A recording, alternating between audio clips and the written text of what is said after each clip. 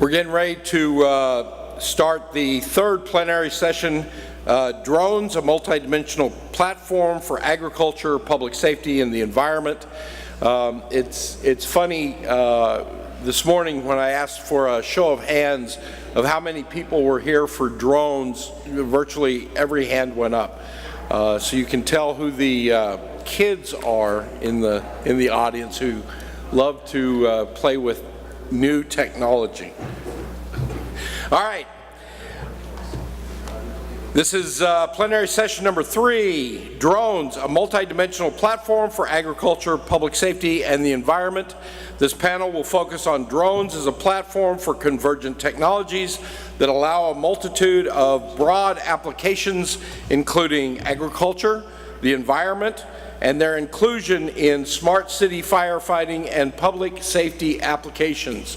Your moderator today is Bruce Parks, the president of DronePilotsFederation. Without any further ado, Bruce Parks. Thank you, Russ.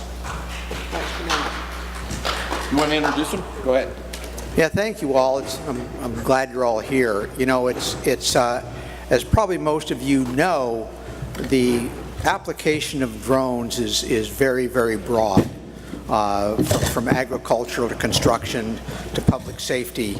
It touches so many different verticals in the application of that technology that I think it's important that people understand what those technologies can do, the applications of them, and perhaps as importantly, the convergence of various technologies on a drone platform.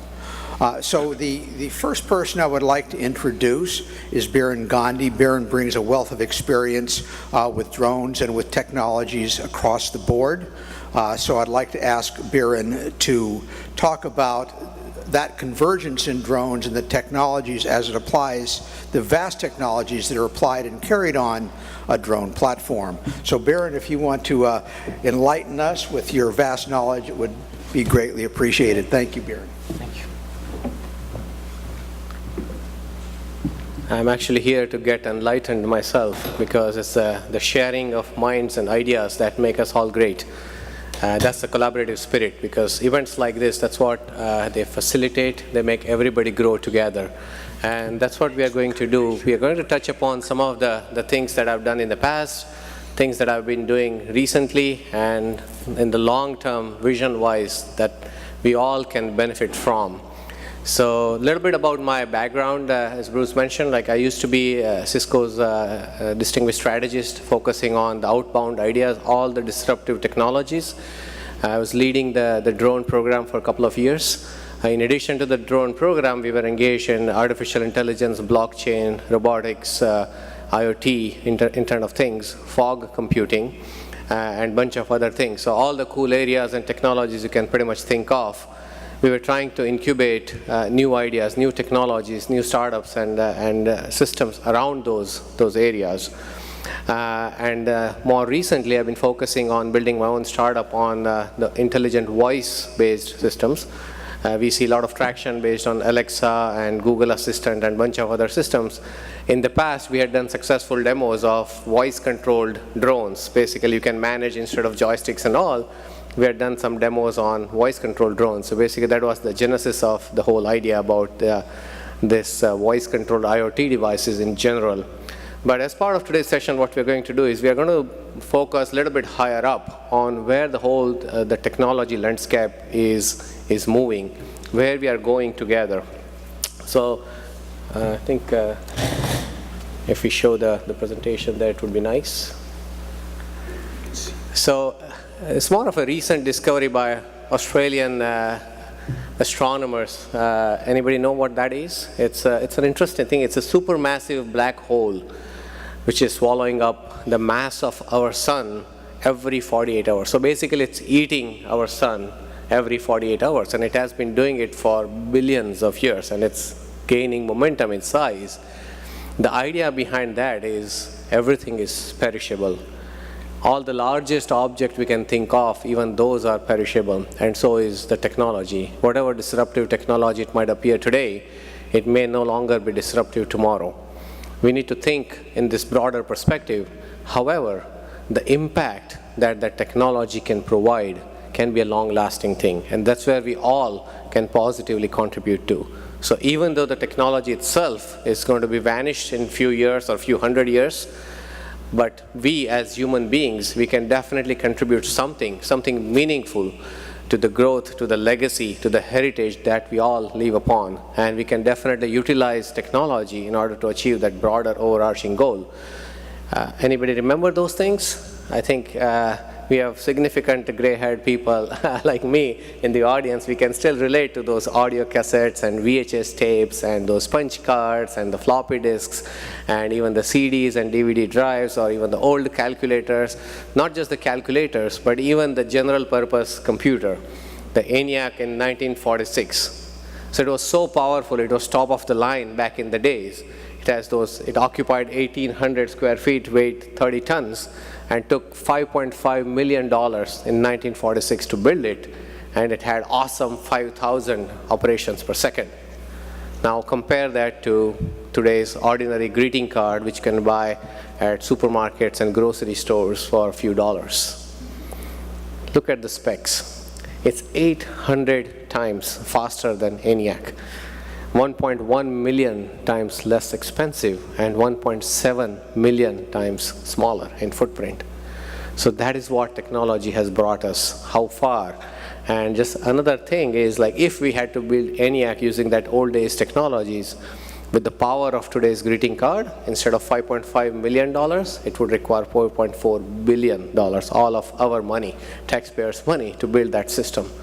So just look at how far technology has progressed. This is another example, like Google's AlphaGo system, which is beating every single human champion on the earth at the game of Go. The interesting fact about, like, the original AlphaGo system has evolved so much. They have been onto this AlphaGo Zero system now. So that system learns itself with zero prior human knowledge about how to play a game. And they are claiming that it can be generalized to any game.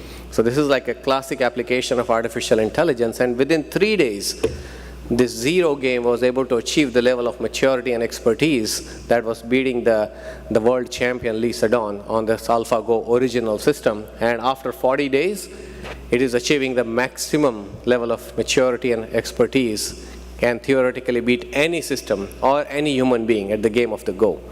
So what does this tell us? Using all these AI and disruptive technologies, are we basically accelerating ourselves to singularity? The point where the machine intelligence surpasses the human intelligence. Typically they say human intelligence rises and grows linearly versus machine intelligence grows exponentially. So there is a cutover point, and that's where we are. Are we accelerating to that point? Well, I don't know, but the digital disruption that the technologies are providing, that is very real today. And we are seeing the nitty-gritty effects of those things. Just one example. Like in 10 years, it's predicted that 40% of these Fortune 500 multi-billion-dollar corporations, mega corporations, 40% of them, so 200 out of 500, they are going to be non-existent just in 10 years time frame. And it's not out of the blue. There is an anecdotal proof as well. Between 1995 and 2014, like 19 years time frame, how many of the S&P 500, Fortune 500 companies were existing, the companies that were still on that index in 1995 and on 2014, how many do we think were there? Only 12% of the companies, 61 companies out of 500 were still surviving in just 20 years time window. So the disruption is very, very real, and we are seeing the deaths of these mega corporations every single day in our lifespans. In fact, the average lifespan of an S&P 500 company used to be 67 years in 1920s, and it has reduced merely 15 years. So company gets on to S&P 500 on average.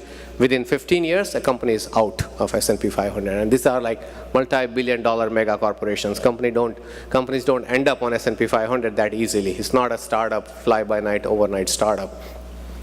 So the pace of change, the disruptions, the new business models, as we all know, in various spaces like taxi to hotel industry to retail stores to digital geographies, the finance and asset sharing and everything as a service, it's drastically and rapidly changing. The only thing real is it's the speed of innovation is really accelerating. Ideas are coming from anywhere in the world. The cost of experimentation is very, very low. So the competitive landscape is very high. So the only thing which is real is either you disrupt yourself or be disrupted by somebody else. So it's a struggle for existence, struggle for survival. It's not struggle for growth or promotions. In fact, our own drone industry that has been suffering, this was like just 2 days back news article. Previously, what job used to earn $2,000, it's now earning only $175 in less than 2 years time frame.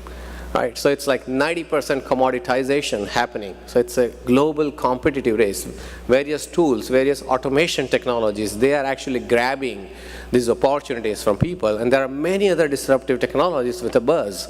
And we can add a few more, like artificial intelligence and blockchain and IoT and robotic process automation. Like there may be many, many buzzwords. They will come and go. But I think what we need to think in general as focus instead of technology, focus on problem solving, the people part, like how a particular piece of technology helps solve people's problem in day-to-day life. Only those technologies are going to become the norm and the survival stories. In fact, these drone use cases, we can come up with like many various drone use cases, like many different varieties, different verticals. Every single one, yes, it helps humanity, it helps people's lives getting better, either from safety, security perspective, or getting the footage, catching bad apples, protecting your territories, like you name it, like many different things, or even the digital measurements and all. The whole digitization paradigm is possible in certain areas because of drones and other automation. But who really cares?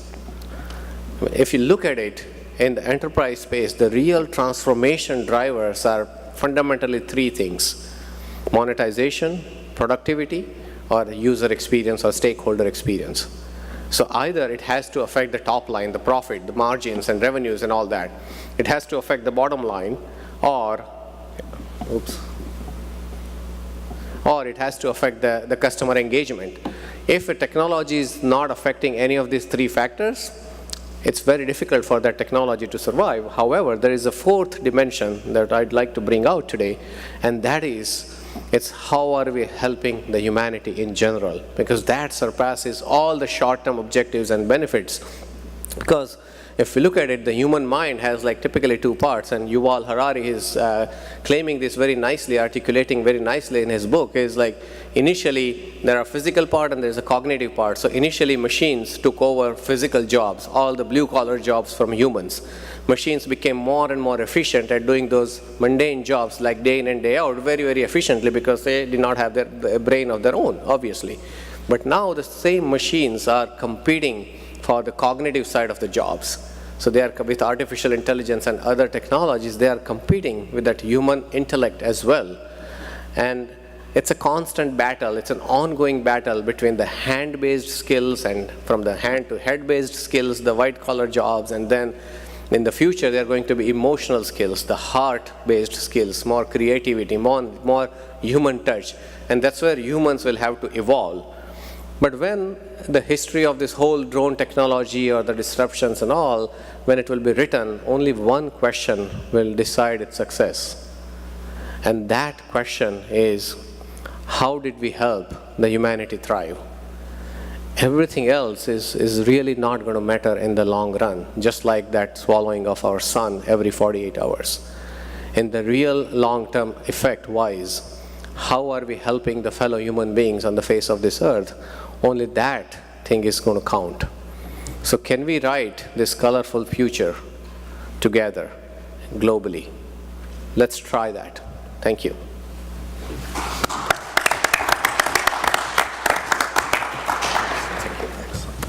Thank you, Biren. I think that certainly provides a general overview of the possibilities that exist with technologies, and particularly with respect to drones. And the truth of the matter is that all of these technologies really are about how do we help humanity, how do we help one another, how do we help our governments work better, how do we better service humankind. And all of us at one level or another are engaged in that.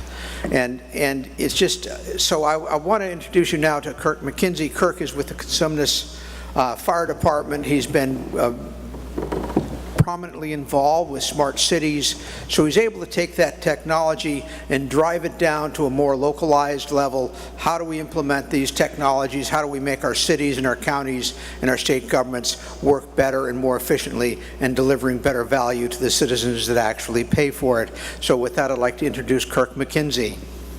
Thank you, Kirk. Thank you.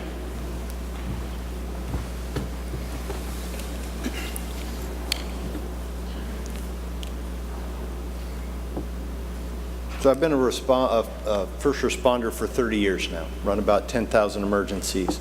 And in those years, I've learned a couple things. One is I'm just scratching the surface. I've only just begun to learn about my trade. And some in the big cities have run 10 times as many calls.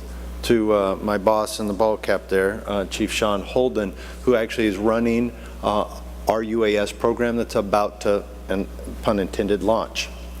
He's got our battalion chief's rig out parked in the courtyard.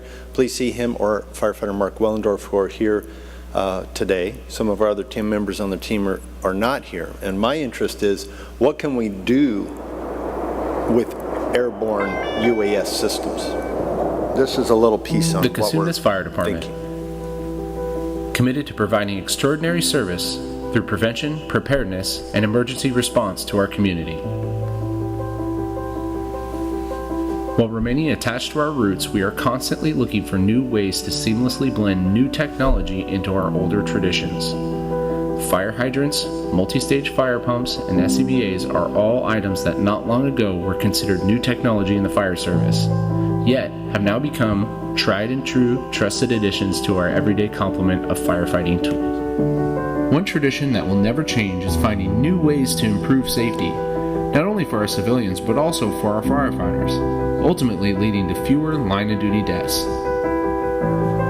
Allow me to introduce to you the Consumnes Fire Department UAS program. Right now, we are researching, planning, and training to propose operational uses of unmanned aircraft systems, also known as UASs or drones.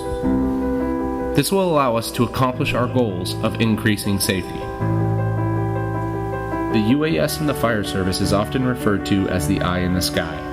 It allows a live feed from a high-definition camera straight to the command post and/or the safety officer. This allows for a real-time footage to be sent from almost any exterior vantage point of any incident. In early 2017, a UAS could have been deployed to the Union Pacific railcar derailment or to the mass floodings to assist firefighters in their efforts. Along with those, structure fires, wildland fires, large-scale MCIs, technical rescues, and swift water rescues are all other examples of possible UAS deployments. We look forward to presenting the progress of this program to you in the near future as we iron out our operational plan. Please feel free to direct any questions, comments, or concerns to our UAS Program Manager, Battalion Chief Sean Holden, or our UAS Program Coordinator, Engineer Brian Flynn. And thank you, Chief, for your work on this project. I'm going to move ahead quickly and say my interest in the airborne platform is to combine with many other next-generation systems: virtual and augmented reality, photogrammetry, building information modeling, the Internet of Everything, machine-to-machine, machine-to-human communications, artificial intelligence, biotelemetry, facial recognition software, digital scent, holographic light displays for the cyber-physical system-enabled first responder. The drone is part of that platform. We're working with a number of teams around the world, 50 or 60, producing 3D data sets, which I've have about 10 years experience with. What about when we have a confined space rescue? What about when we have a need in the night to know where the streets are? We could have that. We just had a demonstration a couple days ago showing us education.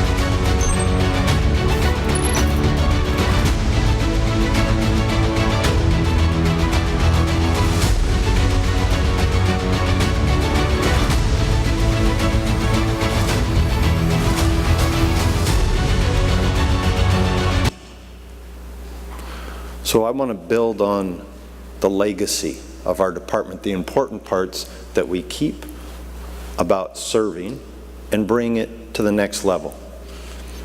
What if we could map in real time? And I think Romeo will speak maybe a little to this after us.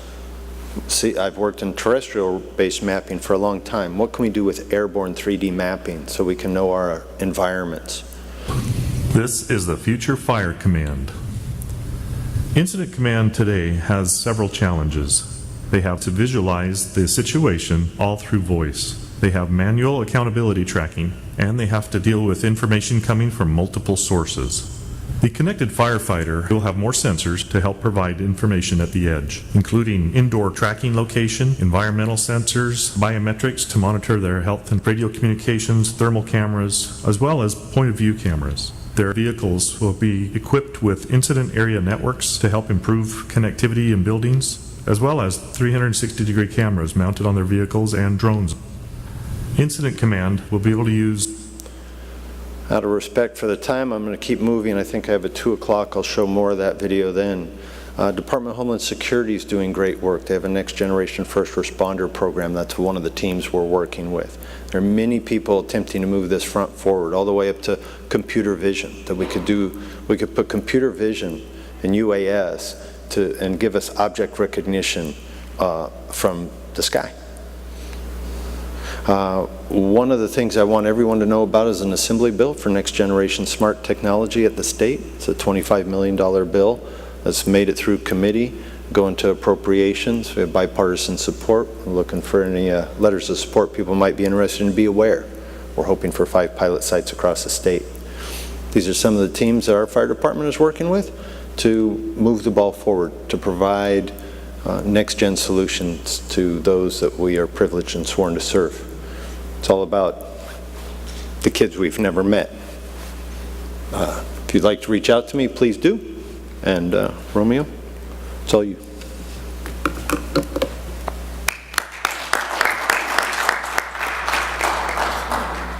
Thank you, Kirk.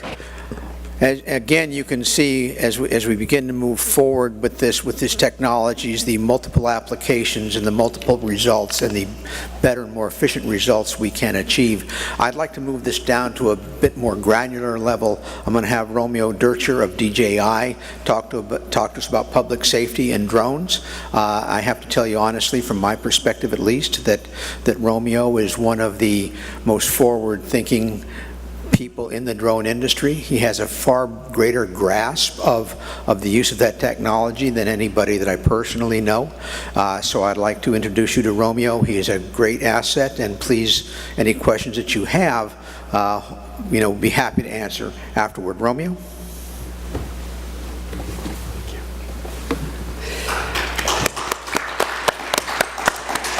All right. Well, good afternoon, Biren and Kirk. Wow, two really powerful presentations that highlight quite a lot. We live in amazing times.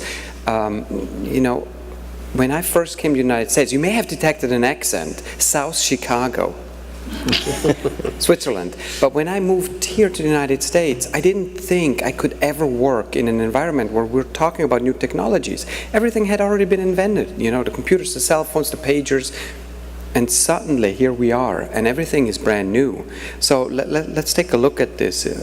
I'm the Director of Public Safety Integration at DJI, and that's quite a cool job to have, because I can play with these toys, but in the same time figure out how can they help. Now, this is not a picture from a drone. This is the San Francisco Bay Area from the International Space Station, but at the very same time this picture was taken, I was flying a drone. My colleague, astronaut Reed Wiseman, was on station, and we always did these fun things. When he was flying over San Francisco, I would do something on the ground. So I spent 13 years at NASA. We did a great stuff in STEM, but here at DJI we can do STEAM. We have to include the A for arts. Now, there's a really cool thing happening. If there's a crazy drone story and a lazy journalist, they take a picture that was taken of me flying my drone and ended up on the AP. And they're using that picture, like drone reportedly collides with passenger jet in London, and there is Romeo flying a drone. Drone knocks woman unconscious at Seattle Pride Parade. Drone war. my pictures being taken. This one I like because it makes me look younger. But this is how the media in 2015 and 2016 saw this technology.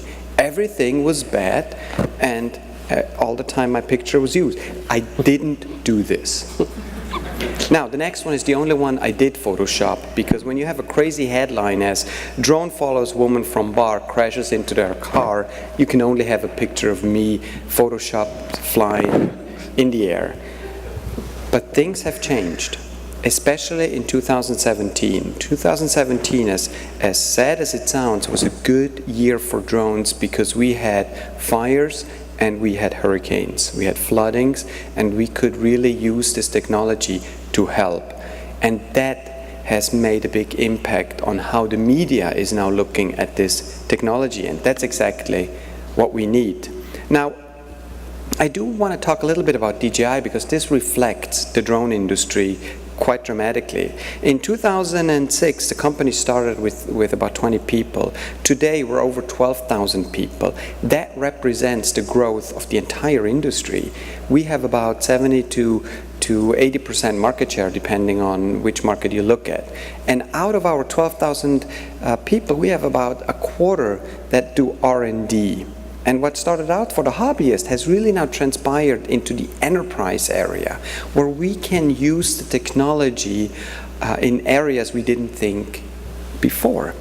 And the role of the drone is actually quite interesting because in essence it's a data capturing device. It's a platform that flies, it has a sensor on it, mostly a visible camera right now, and you do flight planning.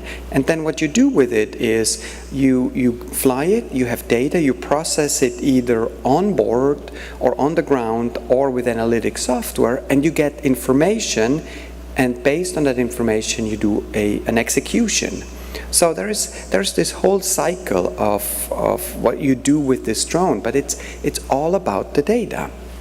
So in 2015, I realized that public safety will eventually benefit from this technology. So I created a partnership with the European Emergency Number Association, which is in essence the 911 version over in Europe.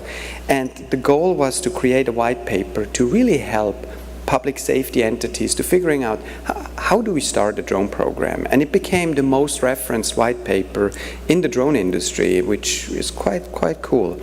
But it was also a way for us to engage the communication, not only in Europe, but across the globe. And what we learned is there really is no one integration model. So what works for one fire department may not work for another fire department, and what works for one law enforcement agency may not work for a different one. And we also are now realizing that you don't just use this drone for an incident alone. There's pre- and post-incident use of the technology. And the drone has become expendable, meaning the data from the drone is worth more than the actual hardware. So you may take the risk to lose that drone in a flooding as long as you get the data you need to save a community downriver. What's needed is additional sensors. It's great to have thermal and visible light cameras available, but we want to do more. We want to gather different types of data. More rugged hardware, because reality is a search and rescue operation doesn't necessarily happen on a beautiful sunny, no wind day. And capabilities of getting the data to where it's needed, like incident command center, that's crucial. So out of all of this, we've done some really cool things. We have created different models that address some of those needs. We have created software apps that help specific functions, and we created additional capabilities. And I want to talk about some of the software solutions because the software is the fun part. One of them is DroneSAR. DroneSAR is an app that helps during drone search and rescue. And in essence, it lets you automate a lot of the processes. So the drone flies autonomously in a grid, and you have the ability to monitor, to stream that view and engage with other members on the ground. DroneSAR just a couple of weeks ago at AUVSI, which is a big drone tech conference in Denver, won a humanitarian award for their platform. And I'm really proud because this is something that came out of this initial project with ENA, the European Emergency Number Association. Another really cool feature that we internally built is called XT Pro. That is a software piece that helps utilize the thermal camera capabilities more. What we realized was when you fly a thermal camera, everything looks different. You have these different colors. It's hard to see everything, so we wanted to make it more simple. And then there is RGBs, and Kirk, I was really excited to see that you talked a little bit about it, because almost exactly a year ago today, I met with RGBs and I said, we need AR overlay on top of live drone video feed for public safety. And they said, no worries, in 4 months we will have a proof of concept. And sure enough, 4 months later, we had something where we could say, okay, let's build on that. If the first responder can get more information quicker, they can make better and faster decisions.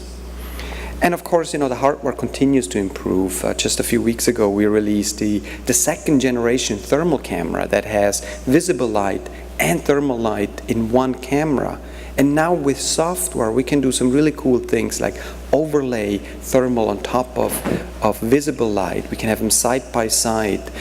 Anything that helps to showcase what we want to achieve better and give information to the first responders, that's a win. Another thing that we did is we opened up our systems to third-party hardware manufacturers so that they can develop a sensor that can go through our entire system and send back the data to the operator. Think about a gas meter or a radiation meter that's now on a drone that you fly to an incident site and deploy so you don't have to send your own people. One of the projects that I did work on was creating a spotlight, and I wanted to have something really bright that also has a laser integrated, because I want the drone operator to be able to pinpoint to a certain area, maybe a roof that's about to collapse, or maybe a suspect that's hiding in a bush. By utilizing this laser, we can communicate much clearer to the ground. And the interesting thing is, with all this great fun technology, the need to detect drones in air and mitigate potential threats has arisen. So we started looking into this a little closer and created a solution that we think is extremely helpful, because we want to figure out at some point, is there a drone out there for good or for bad purposes, and is a drone there interfering with our operation? Let's say wildfires, and we have all these people that want to get a cool YouTube video interfering with manned aircraft activities. That's a huge problem. And public safety and law enforcement officials, they may see a drone, but just seeing a drone doesn't really help, because you need to know, where is the operator? Who is the operator? How can we get in contact with the operator? So we want to definitely provide a solution that helps mitigate and helps track assets that are in the air, and that could be your own assets. In essence, the goal is to identify, is this a drone that should be in this airspace? We want to monitor the airspace, and we want to alert, all in one. And there are 3 pieces of information that are crucial. One is, where's the drone? What kind of drone is it? But where is its home location? And more importantly, where is its operator? If we can provide that information to law enforcement or to airport authorities, we can absolutely mitigate any potential threat of drones. And we're not going to go that far by saying, okay, we need to take out that drone. We're quite not there yet, not only from a regulatory perspective, but from the moral perspective. You can't just shoot a drone out of the sky for no bigger reason. It could create additional issues on the ground. It could fall on somebody. But we want to give public safety the opportunity to track what's in the sky around them. There's a couple of different feature sets. One is the stationary install, let's say at an airport, where you can install it and you have a fairly high range, 30 miles or so, or you have a portable unit that can be with you in the field where you see anything around 2 to 4 miles in your vicinity, which in most cases is plenty. And again, it's to just get the information of what is around you. And if there is something, how can we get in touch with that particular operator? Now, one thing in the drone industry that we're not doing really well is having validated data behind some of the claims. You see a lot of companies making the claim, drones save time, they save money, they save lives, but where's the data that supports that? And it can't just be 2 examples, it has to be more validated. What we started doing is, in March 2017, we started looking at how many lives were saved by the means of a drone, meaning the drone was the instrumental piece that saved a life. And at the time, there were 59 lives saved, and the interesting part was 34 were saved by civilians. They were using the drone and helping public safety. The coverage time was roughly 3+ years, and so we just released the updated report, and the updated report continues the trend. In fact, in April we released that report with all the documentation and links to the cases that we looked at, and we had 27 incidents in 12 months, and out of those 27 incidents, 65 lives were saved. And these are documented cases, so this is not just a number pulled out of thin air. 15 of those were saved thanks to thermal cameras. And what we're seeing is that the drone is becoming a standard tool for public safety. And it's not just about using the drone for rescue, it's also to deliver supplies. We can deliver radios, blankets, food, communication. So ultimately, the reduction of risk, the reduction of time equals a reduction of cost. And that's what we're trying to document more this year by running clinical trials, in essence, in search and rescue and fire rescue, so that we have the proper data to say, yes, drones do save time, money, mitigate risk, and ultimately save life. In essence, that's drones for good. Thank you.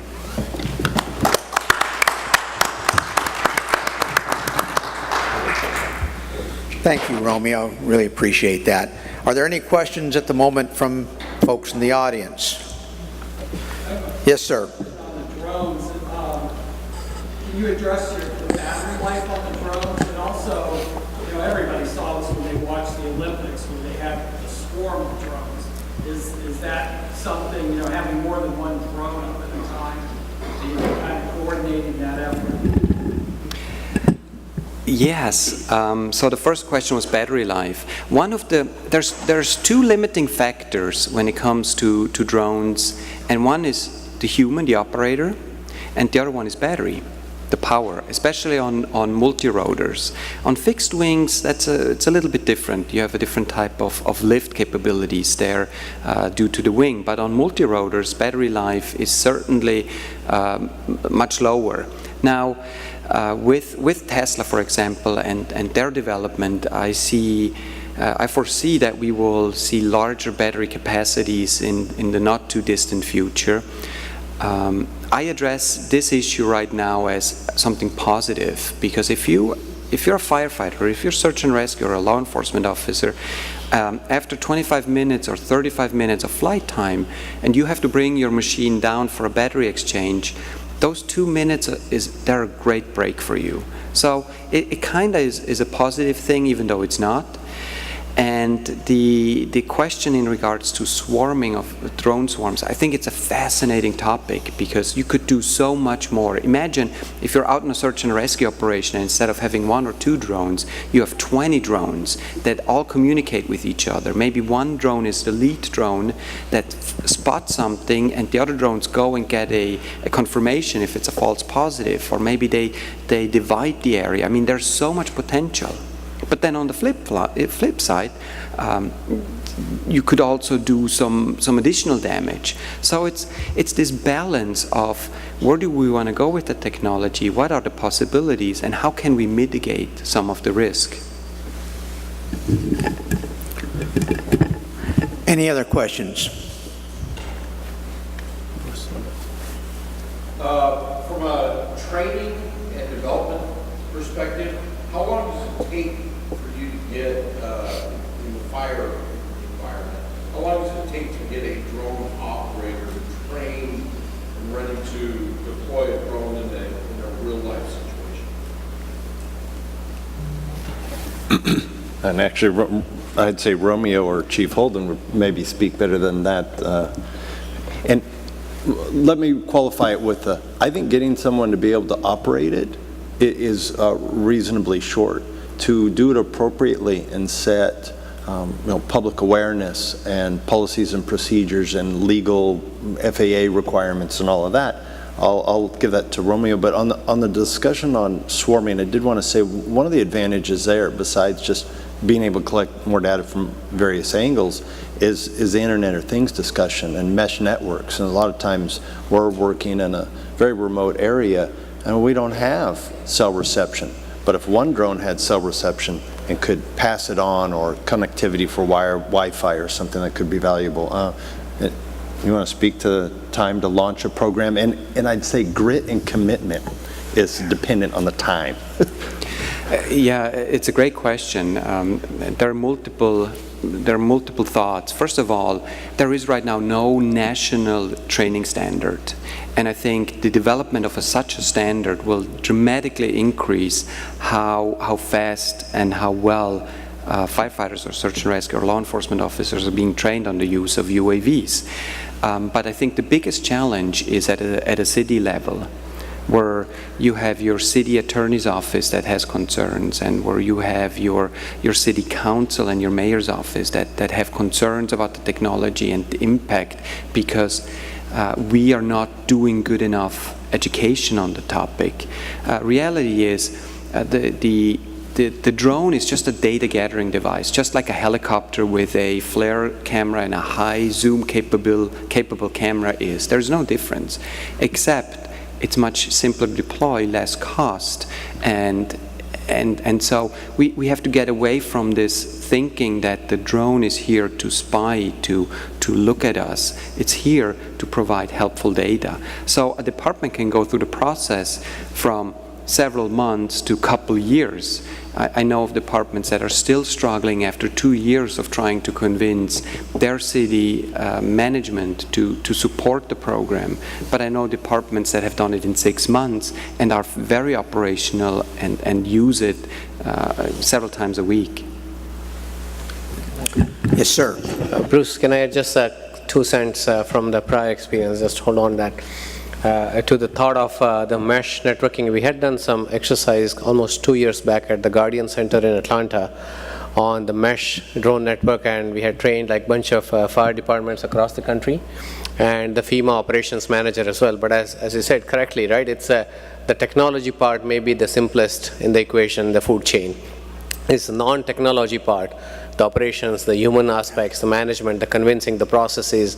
Those aspects actually take much longer time in operationalizing any disruptive technology-based solutions. Technologies, even though it's complex, is fairly easy to understand. So even in those areas, and I was so convinced personally, like I have a patent also on that area, that mesh connectivity of drones, and one drone acting as a relay. But what the learning for us in those exercises is automation at all levels, because it's a very tensed scenario. So whatever you can offload from human brain, that should be the priority. Make human time extremely crucial and make them spend in that important, critical, life-saving decisions instead of how to operate a piece of equipment, right? I mean, that's the natural give and take of those tense scenarios. So more and more automation, like one push button and a single drone or a swarm of drones or whatever that is, they go up, intercommunicate with themselves and save lives. So focusing on those life-saving part is more crucial. But that's where it takes more operational time and energy in convincing people and divisions, organizations, and everybody. Thank you, Biren. Well, folks, we've got to wrap this up. Our time has elapsed, and of course, we have a plethora of knowledge up here. Please feel free to speak with any of these fine people about any questions you may have, and thank you again. And I certainly hope personally that we begin to carry this forward and get our local agencies and regional and state agencies to begin to adopt a technology that is really empirically provable that we can save lives, save money, and save time. Thank you very, very much. It's greatly appreciated.